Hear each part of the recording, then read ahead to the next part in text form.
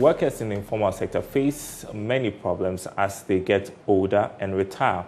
Many people have hung on to misconceptions and falsehoods about pensions throughout the years, but the failure to set up a pension plan frequently places financial burden on children of retirees. Now, in this report, Love FM's Mona Lisa Frimpong delves into the myths and intrigues of informal sector retirement. Many in the informal sector cringe at the mention of pension or end-of-service benefits.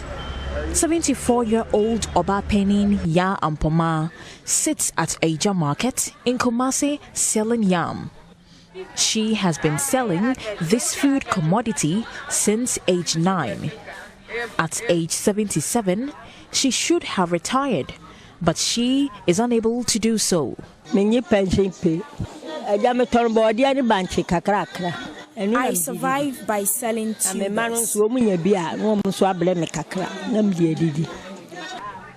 Obapenin Ampoma had little education on pension contributions.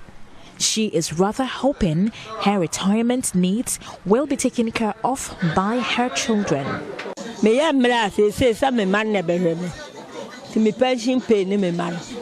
My children are my end-of-service benefits. Her situation is no different from that of 77-year-old Alhaji Yauza Yakubu. He owns a shop at Abuabu Station in Kumasi. Pension trustee companies have attempted to get him to sign up, but Alhaji Yakubu is unbothered about monthly contributions for pensions. In situations of invalidity, he is positive his children will take care of him with proceeds from his business.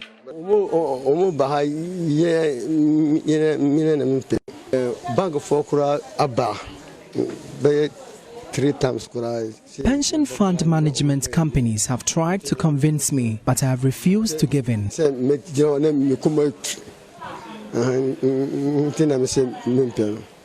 Data from the National Pensions Regulatory Authority reveals that the informal sector employs almost 80 to 85% of the Ghanaian working populace. However, many players in the informal sector have little or no education about contributing towards pensions or planning towards retirement.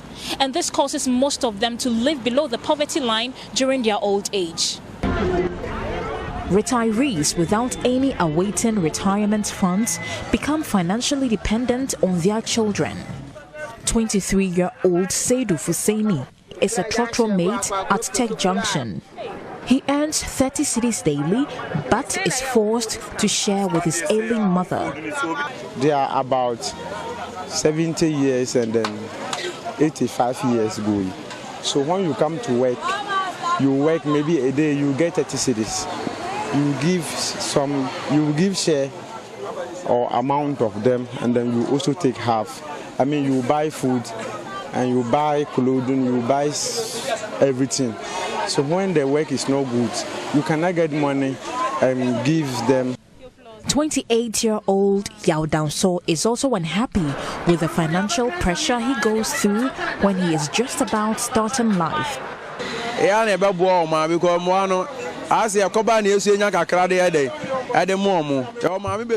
parents are living in bad conditions, but we split our income.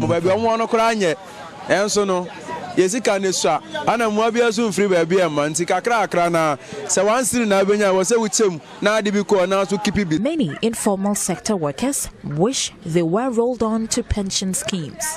However, trust issues and misconceptions are keeping them away. Our contributions get locked up at the fund management companies. I am not bothered.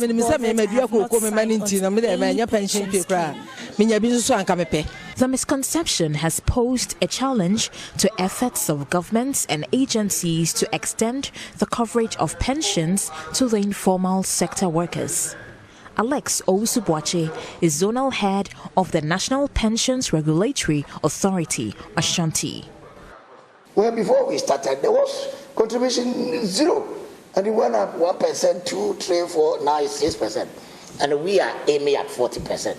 If you are able to get that 40% by 2026, that will be very, very huge. And it is good for the economy as well. The GDP will definitely go up. Well, in a few years, it is estimated that 3 billion people will be found in the aging population. And what impact would it have on our society? Especially when in Ghana, most of our aging population are performing traditional roles, are found in the informal sector, making little or no pension contributions at all, not planning towards their retirement. We await to see the economic pressure it is going to have on the working class who are forced to support their aging parents. From Kumasi for Joy News, Mona Lisa Frempong reporting.